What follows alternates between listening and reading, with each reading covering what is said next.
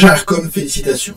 Votre travail sur la mission 3 a été un succès et j'ai pu enfin comprendre comment les composantes d'un milieu de vie décidaient de se mettre à un endroit ou à un autre. En effet, pour moi maintenant, la répartition de ces composantes n'a pas de secret. Donc j'ai pu constituer un résumé que vous allez noter dans votre interface de connaissances. Oui, votre cahier comme on dit sur Terre. Je laisse notre agent de liaison dicter le texte qui va s'afficher. Il existe des interactions entre les composantes d'un milieu de vie. Sautez une ligne.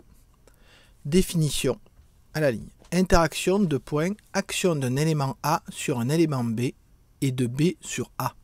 C'est une action dans les deux sens, entre parenthèses réciproque. Point. À la ligne, répartition de points, façon dont sont placés des éléments quelque part. Par exemple, la répartition des arbres dans une forêt ou des élèves dans une classe. Point.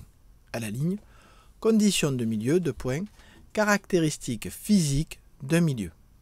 Ouvrez la parenthèse, température, virgule, luminosité, virgule, hygrométrie, virgule, 3 petits points, fermez la parenthèse, point. Sautez une ligne. Dans un milieu de vie, virgule, les différentes composantes agissent les unes sur les autres. Point. On dit qu'elles sont interdépendantes, virgule, qu'il existe des interactions entre elles. Point. À la ligne. Par exemple, certains êtres vivants peuvent en influencer d'autres, ou la présence de certains êtres vivants se fait selon les conditions de milieu. Point. Du coup, vous l'avez compris, la répartition des composantes de milieu de vie ne se fait pas du tout au hasard. Il existe des interactions entre ces composantes qui permettent d'expliquer leur place. Mais alors justement, je voudrais, en travail, que vous puissiez répondre à quelques questions que j'ai eues en voyant une, comment dit-on déjà, vidéo que j'ai trouvée sur un réseau sur Terre. Cette vidéo, je vous la mets juste là. Vous allez voir, les questions sont à côté parce que tout n'est pas clair pour moi et j'aimerais que vous preniez le temps d'expliciter les données qui sont à l'intérieur pour que je puisse l'intégrer à mon tour dans mes bases de données. Vous rédigerez vos réponses sur une feuille que vous rendrez à votre agent de liaison. Attention, ce travail n'est pas obligatoire, il est juste là pour voir ce que vous êtes capable de faire par vous-même à partir d'une source terrestre. Allez, n'hésitez pas à bien regarder la vidéo. De temps en temps aussi, vous verrez, j'ai quelques questionnements parce que vraiment, il y a des choses qui sont pas claires chez ces terriens. Vraiment pas claires. Et je compte sur vous. Bon travail. La forêt xérophile, appelée aussi forêt sèche, se développe jusqu'à 300 mètres d'altitude.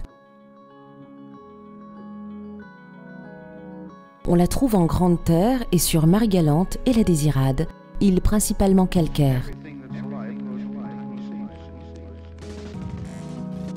Les zones volcaniques de la côte sous le vent et des Saintes sont aussi occupées par la forêt sèche. En 2010, les forêts sèches occupaient plus de 40 km², soit plus de 4000 hectares de l'archipel guadeloupéen.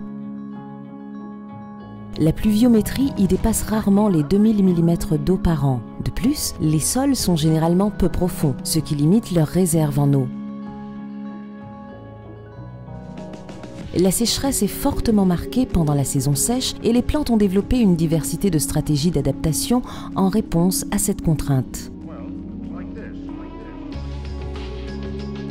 Afin de limiter leur perte en eau, certains arbres peuvent perdre leurs feuilles, d'autres maintiennent de petites feuilles coriaces et imperméables pouvant être recouvertes de poils qui forment un revêtement supplémentaire. Certaines espèces se constituent des réserves d'eau comme les cactus, les agaves ou le gommier rouge.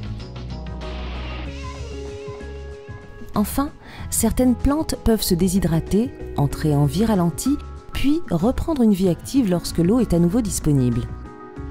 La forêt sèche est un écosystème ayant été particulièrement dégradé par les activités humaines.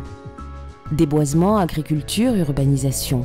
Aujourd'hui, cet habitat figure parmi les plus menacés sous les latitudes tropicales, ainsi que dans notre archipel. Il est urgent de le préserver.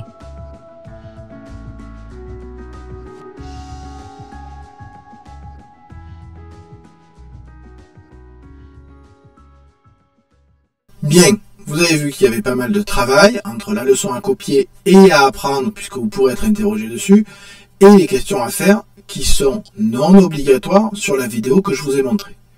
Sur ce, je vous dis à bientôt pour une nouvelle mission.